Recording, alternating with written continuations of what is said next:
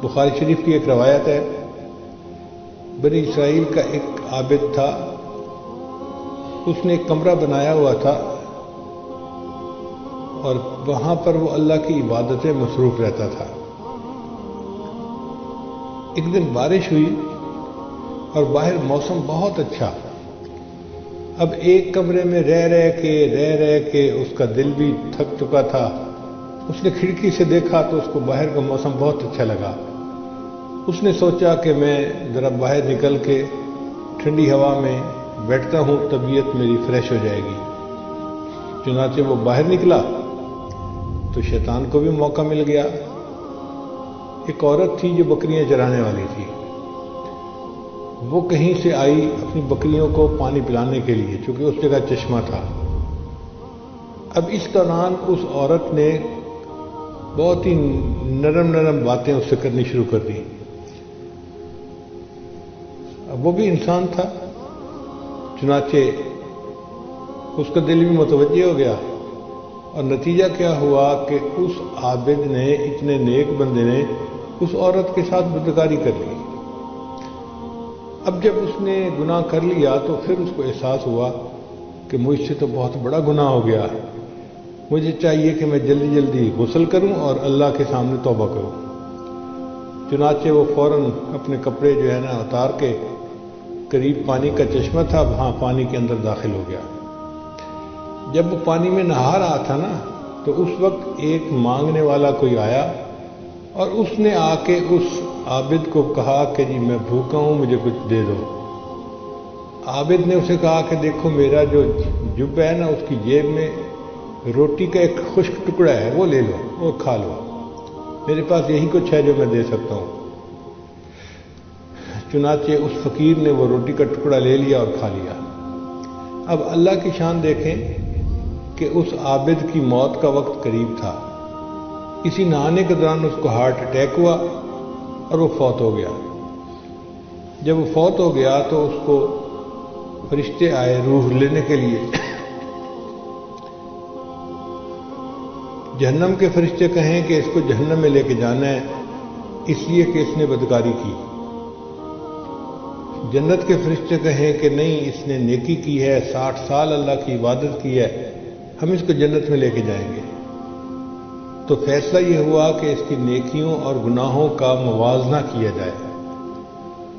حدیث پاک میں آتا ہے کہ جب موازنہ کیا گیا تو زنا کا گناہ 60 سال کی عبادت سے بھاری نکلا، یعنی 60 سال کی عبادت بھی اتنی بھاری نہیں تھی جتنا بھاری ایک مرتبہ اس گناہ کو کرنا تھا۔ چنانچہ جہنم والے فرشتے کہنے لگے جی کہ اب تو اس کو لے کے جانا ہے جہنم میں۔ اتنے میں ایک فرشتے نے کہا کہ دیکھو تم نے باقی نیکیاں تو اس کی تول لی ہیں، ایک نیکی رہ گئی ہے۔ کون سی نیکی؟ اس نے کہا کہ بالکل مرنے سے 1-2 منٹ پہلے ایک فقیر نے اس سے اللہ کے نام پہ مانگا تھا اور اس نے روٹی کا ایک ٹکڑا دیا تھا۔ تو فرشتوں نے کہا اس ٹکڑے کو بھی تولو۔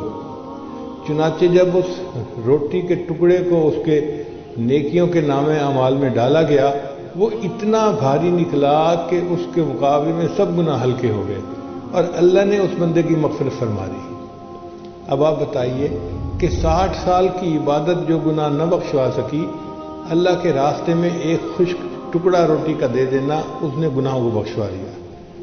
ہمارے دلوں میں تو یہ شوق نہیں ہے کہ ہمارے پاس ہو کچھ اور ہم اس کو اللہ کے راستے میں دیں، فقیر کو دیں، کسی غریب کو دیں، مہمان کو کھلائیں، پڑوسی کو دیں، اللہ کے راستے میں کسی طرح ہم خرچ کریں۔ یہ شوق ہونا چاہیے دل میں۔ جتنا یہ شوق ہوگا اتنا اللہ تعالیٰ آسانی فرما دیں گے۔ چنانچہ حضرت عمر رضی اللہ عنہ کے دسترخوان پر ایک دن میں 60,000 آدمی کھانا کھایا کرتے تھے۔ 60,000 آدمی، اللہ اکبر کبیرہ۔ انسان حیران ہو جاتا ہے۔ ہمارے قریب میں ایک دیہات ہے، اس میں ایک بندہ ہے جو ہر ہفتے ایک اونٹ ذبح کرتا ہے، اور جس دن وہ ایک اونٹ ذبح کرتا ہے اس کی طرف سے دعوت ہوتی ہے کہ گاؤں کے سب لوگ، مرد، عورتیں، بچے، بوڑھے اس کے دسترخوان میں کھانا کھائیں۔ پورے گاؤں کے لوگ اس کے دسترخوان پہ کھانا کھاتے ہیں اور پھر بھی کھانا ختم نہیں ہوتا. ایک اونٹ کا گوشت اتنا زیادہ ہوتا ہے کہ پوری بستی کے لوگ کھانا کھاتے ہیں. تو ایک صحابی ایسے تھے کہ ان کے دسترخوان کے لیے روزانہ 12 اونٹ ذبح ہوتے تھے. اب آپ اندازہ لگائیں کہ کتنے لوگ کھانا کھاتے ہوں گے. 12 اونٹ ذبح ہوتے تھے جس کے سالن سے وہ آئے ہوئے مہمانوں کی مہمان نوازی فرماتے تھے. ہمارے پاس تو کچھ عمل ہے ہی نہیں، ہم نے تو کچھ جمع ہی نہیں کیا. جو ہمارے بڑے تھے، جو اہمیت سمجھتے تھے زندگی کی، وہ واقعی بھاگ بھاگ کے نیکیاں سمیٹنے میں لگے رہتے تھے، بڑھ چڑھ کے کام کرتے تھے. ایک کام پھر دوسرا کام، تھکتے نہیں تھے، بلکہ یوں سمجھیں کہ نیکی کر کر کے تھکتے تھے اور تھک تھک کے پھر نیکی کرتے تھے.